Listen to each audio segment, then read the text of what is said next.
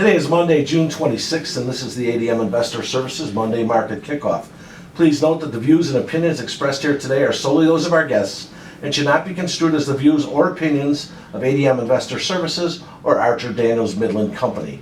Today's guests are Steve Freed, Vice President of Grain Research here at ADMIS, and Alan Bush, the Senior Financial Economist. Steve, here we are in the last week of June. The weather here in Chicago is absolutely beautiful. Let's jump into the grain markets. What is the Midwest weather outlook and the potential impact on grain prices? Over the weekend, the rains were a little disappointing in the western part of the Midwest, but it got good rains in the south and southeast. The 6 to 10 day outlook calls for normal to above temps, but also normal to above precip for most of the Midwest. What's interesting is the 11 to 16 day is warm and dry. So, we could come in after next 4th of July weekend and have a drier forecast. But right now, the market's looking at a mostly normal forecast. There's a USDA report on Friday the 30th. What will the USDA say about the grain stocks and acres? Any potential surprises? The funds are going in short, so if there's any surprise, it might be a bullish surprise, and we'll try to focus a little bit on the corn in case they might say corn acres less than what the market is average guess is going to be. But basically, we're looking for corn, soybean, and wheat stocks above a year ago, which would be negative, and we'll see how much acres the farmers switched from spring wheat and corn to soybeans. Flipping back to the weather for a moment, if the U.S. summer weather remains normal, where will prices go? The experts are talking about the November futures going down to $8. Right now we're just a little bit above $9. And D's corn going down to $3.20, and right now we're in the $3.60, $3.70 range. Wheat's kind of a different animal. Chicago and Kansas City wheat might follow corn lower, but Minneapolis wheat, because of the dryness, we expect could go up to $7 a bushel. Alan, in light of Friday's news that new home sales rose in May and prices hit a record level, when will the Federal Open Market Committee hike the Fed funds rate again? Well, right now the financial futures markets are predicting that the Fed will raise at the December meeting. In fact, there's a little better than a 50-50 chance that they'll raise. My feeling is that they will probably wait till next year. Also, it appears that we will not see the 2 rate increases next year.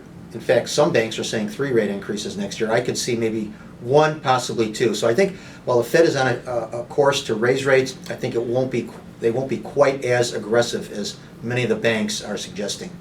Gold prices perked up last week, took out a steep downtrend line.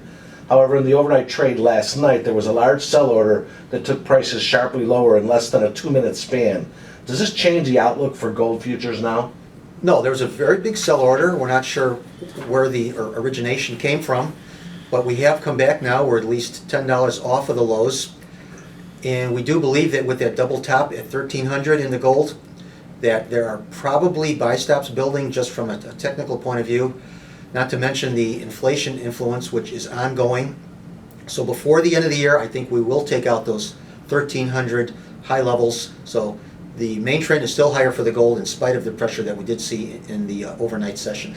Alan, you have been the eternal bull in regard to the stock index futures, citing that the low interest rate environment is the underlying force behind the continued rally, despite 4 Fed funds rate hikes since 2015. Let me ask you this question. What, if anything, can turn this market lower?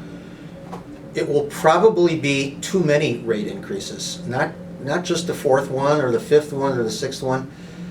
There's a certain level we have in mind as far as rates being too high, and we are not anywhere near that level. So our feeling is that the bull market will remain intact, even if the Fed raises rates in December or next year or even a couple of times in 2018. So continue to trade stock indices from the long side. Nothing has changed. There's a lot left, and we are not anywhere near, from what I can see, the tipping point from a bull market that we're in to a bear market. We haven't talked about the energy markets over the past couple of weeks, so I'll throw this question out to both of you. What's going on in the energy markets right now? Is there anything noteworthy in regard to crude oil in particular? Well, I think that 2 things. Last week we saw a tropical depression move up to the Gulf, and that might have disrupted production slightly, and so you saw a little bit of short covering. But the overall trend is lower. Barron's last week put out an article which they investigated OPEC's production cuts And they said that over the next 2 years, no matter what they do, global supply of oil is going to go up. And they mentioned that they could see crude oil prices below $30 a barrel. Not bad at the pump anyway. Not bad at the pump. Remember, the views and opinions expressed today on this video are solely those of our guests and should not be construed as the views or opinions of ADM Investor Services or Archer Daniels Midland Company. If you'd like more information about our brokerage services, would like to speak to one of our experts about managing your risks, or would like to open a trading account, please visit www.admis.com.